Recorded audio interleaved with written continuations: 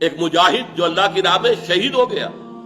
لیکن یہ کہ اللہ فرمائے گا کہ تم کہتے ہو کہ تم نے میرے لیے جنگ کی تھی، کذب تھا، تم نے جھوٹ بولا،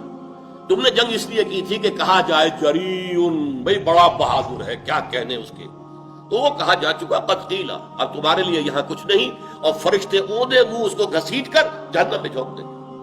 یہی ایک بہت بڑے عالم کا معاملہ ہوگا، اے اللہ میں نے تیرا علم پھیلایا ہے، تیرے دین کا علم پھیلایا تھا کہ تم جھوٹ کہتے ہو، تم نے علم پھیلایا تھا اس لیے کہ کہا جائے عالم، بڑا عالم ہے، جید عالم ہے، وہ کہا جا چکا قد قیلا،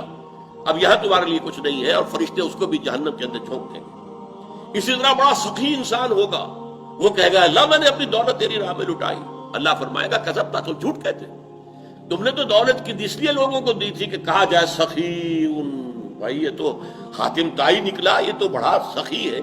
قد قیلا، وہ کہا جا چکا، تمہارا مقصود حاصل ہو چکا، لہذا آپ جہنم کا راستہ لو۔ تو یہ معاملہ ہے کہ دنیا کا معاملہ اور ہے،